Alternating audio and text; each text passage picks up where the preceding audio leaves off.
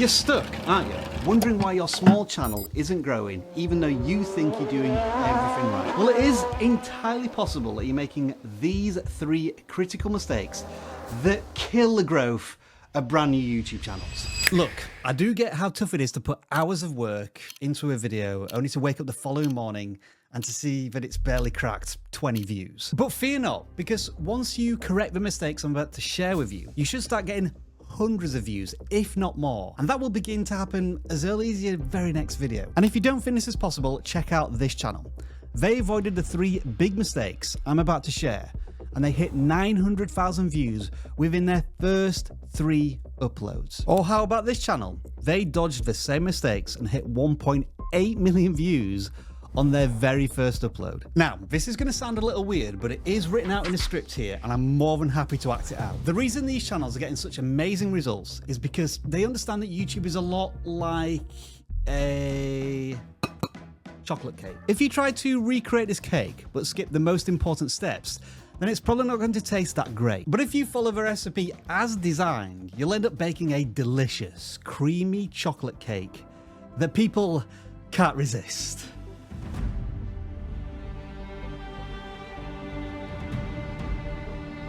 This is my cake! This same concept applies to your videos. You're likely just making a few simple mistakes that's causing your videos to be ignored by the YouTube algorithm. So today, I'm going to reveal what these mistakes are and how you can correct them so that you can create tasty videos that explode the growth of your channel. But before we do dive in, let's have a quick refresher on how the YouTube algorithm works, because some of you are new here, aren't you? And if that is the case, welcome to vidIQ. You see, when the YouTube algorithm decides whether to show your video to more people or not, it uses specific ingredients or signals to measure how much a viewer is enjoying your content. Now, there are a bunch of different metrics YouTube uses to determine this, and you need to be very careful not to treat one single number as the deciding factor for YouTube success. But there is a hint at what you should be paying close attention to in the YouTube studio.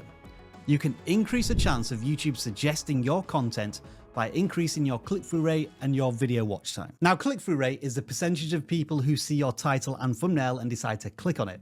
It measures how attention-grabbing your video is to your potential audience. The problem with this metric in isolation is that it's very fluid. Sometimes click-through rate goes down, but that's a good thing, because the video has performed so well, YouTube is now testing it with brand new audiences. Now, your watch time is the total amount of time people spend watching your videos. So the longer people watch, the higher the chance your video is being pushed out by the algorithm. But again, we do need to be careful with this single individual number on your channel, because you might make shorter videos, therefore reducing your watch time. But your viewers may watch multiple videos from your channel in one session, and that is a little harder to measure. So what we're ultimately looking for, plain and simple, is this: more clicks on your videos, and for those viewers who clicked, to watch your entire video. So if your videos aren't getting views, then it's probably because you're making a few key mistakes that are damaging the clicks onto your videos and also the time viewers spend watching those videos. And when it comes to clicks, more often than not, it comes down to the video idea. Ideas are the foundation to viral videos on YouTube. They are one of the biggest things that control how many people click on your videos.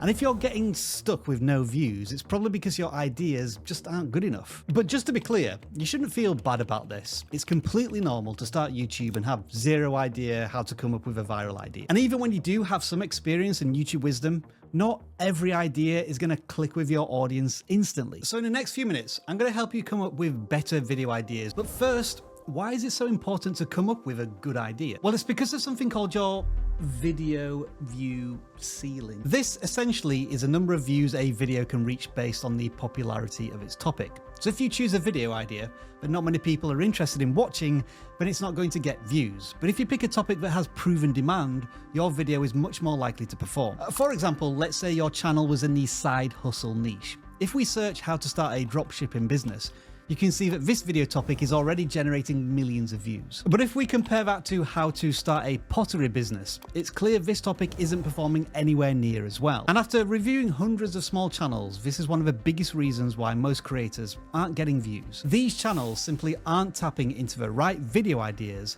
that have high demand and that people are already watching. So what's the solution? What actionable steps can you take to find better video ideas? Well, there's actually a simple 5-step process you can follow. The first step is to create a new YouTube research account. I want you to go to YouTube, create a brand new account, and then only watch videos from within your niche. Now, the reason you're doing this is to create an ideal viewer for your channel, because once this is set up, the algorithm will then only recommend popular videos in your niche on this research account. This will fill the homepage with loads of viral ideas that you can use for inspiration.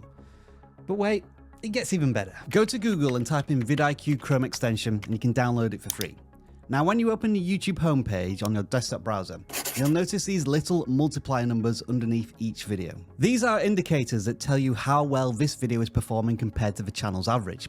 The higher the number, the greater the outlier is, and proof this video is a good idea. So now, not only do you have tons of video ideas, but you can also pick the ones that are performing best. Step 3 is to take your research to the next level using vidIQ's keyword research tool. This is an amazing resource for getting a bird's eye view of the landscape of your topic. Here you'll discover what terminology is used around your topic and key phrases that relate to your keyword searches.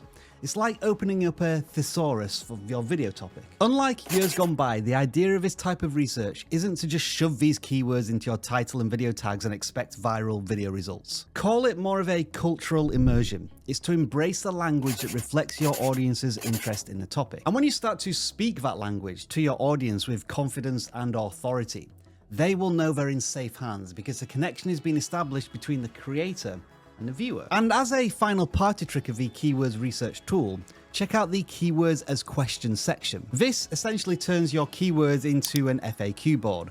Hundreds of commonly asked questions that you likely already know the answers to and can help inform and instruct your audience with. Both of these tools are available to start using today for free, along with a bunch more YouTube growth tools here at vidIQ. All you need to do is click the link in the description and get your research underway now. The next step is to start stockpiling the evidence of a good video idea. You want to look for video topics that are consistently outperforming the channel's average. For example, as you can see, this is a topic that is performing across multiple channels. And then the final step is to take this viral topic and re-engineer it into something even better than the inspiration. Going through all of these steps will create more viral ideas than you can realistically create, which gives you a new headache, but a good one. Which one do I pick to transform into my next video? But what if you already have good ideas and they're not translating into good results on your channel? Well, it's probably because you're making the next big mistake most creators commit, which is that your title and your thumbnail don't create an information gap. Or to put it another way, you're not packaging your idea into something that's desirable to the audience. If you don't know what an information gap is, it's basically the space between what your audience knows and what they want to know. This gap in information creates curiosity in your title and your thumbnail by teasing a valuable piece of information and making your audience want to click. And remember, if you can increase the number of clicks on your videos, then YouTube is gonna share that content out to a wider audience. It's one of the reasons why this channel I shared at the beginning of this video got nearly 1 million views on their second video. As you can see from this title, the video is promising some sort of reveal, how this short NBA player destroyed the entire NBA. But it doesn't reveal how he actually did it in the title and the thumbnail. And this is the type of thing that creates that information gap. The general logic, even to someone like myself who has a very basic understanding of basketball, is it really helps if you're tall, but not for this player.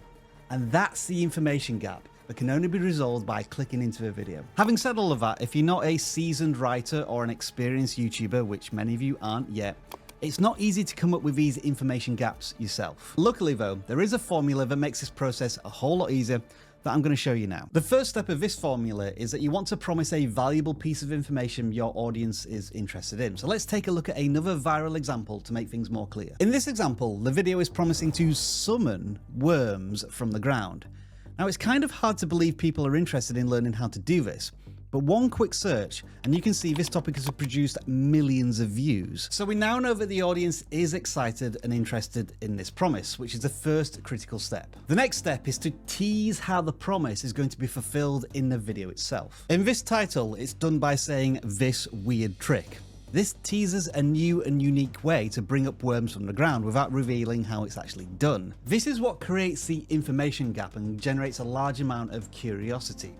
or the critical ingredient that goes into this now half-eaten chocolate cake.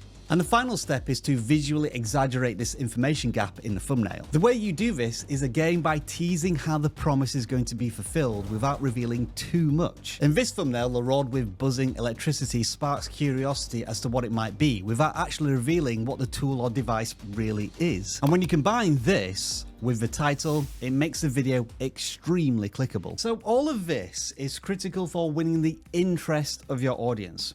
But this entire process only helps you increase the clicks on your video. What about increasing your watch time, which is equally important if you want more impressions, more discoverability from YouTube? Well, unsurprisingly, this leads to the next big mistake that's killing the growth of small channels, and that is not following a proven video structure. You see, the big problem most creators don't understand is just how fragile their audience's attention really is. You only need to make one tiny little mistake during your video and boom, your audience gets confused or bored and they click away because there's always something else to watch on YouTube. For example, just think about your last YouTube session. How many videos did you watch but abandon midway through because the creator failed to keep your interest? Probably quite a few, right? And this is a problem that most small channels come up against. Their videos don't flow naturally and keep their attention, so those viewers click away, and that damages your watch time and potentially pushes a user off of YouTube completely, which is a big no-no. So to solve this problem, make sure your videos follow a proven structure from your particular niche or topic. That way your content will be delivered in a way that keeps people's attention and maximizes your watch time. Here's how to find those video structures and then apply them to your videos. Okay, so the first thing you want to do is make a list of the top 5 channels that are in your niche, and given the research you've previously done, you should have an idea already of which channels they are. Then go to their most popular videos and start analyzing how they're structured. And the way you do this is by breaking down the most important parts of a video. These are the hook, the main body, the ending of a video. When studying each of these sections, you're looking for repeatable patterns they are using over and over again. A great example of this is Eamon Gadzi. If we take a look at some of his most popular videos, you'll notice he constantly repeats videos like 7 principles for teenagers to become millionaires or best 5 side hustles to make $500 a day. His hooks are very similar, and the way he structures the body of his videos is almost always the same. Now, he's following a common structure known as a listicle, where you generally organize the content into a list. And this is a popular video structure in this niche that has proven time and time again to make people watch until the end. Another great example is Sunny V2. He's one of the top creators in the celebrity documentary niche. And after watching a few of his most popular videos, you'll notice that he is following a structure called the chronological narrative framework. This is where you start with a hook that teases a dramatic story and then tell the story starting right from the beginning. There are 9 MrBeast crew members who have either been publicly fired or have disappeared without explanation, and we're going to talk about all of them, beginning with Matt Turner, who had one of the more controversial endings to his time working with MrBeast. Matt Turner was initially hired as an editor for MrBeast back in 2018, yet only 5 months after getting hired, Matt would upload a video to his personal channel titled "Why I Quit Working for MrBeast." The critical thing is, it doesn't matter what niche you're in, you're going to find structures that are used over and over again by these top creators because they work. Your job is to simply study these structures and then apply them to your own videos. And remember this, you're not trying to adopt the attitude or opinions of the creator themselves. You're researching the structure, the building blocks of their videos that you will insert your voice into. You don't have to agree with what the creator has to say, but you can appreciate the formula they use to deliver. And once you find a few viral structures that you can test, you'll be a lot closer to getting the views your videos deserve. But there is one more thing you need to do if you want to boost your watch time, because the truth is, following a viral video structure is the first step. Next, you need to learn how to put your audience into something called a binge loop, which means that not only do they watch one video, but they watch multiple videos on your channel. And you can learn how to do that in this video right now.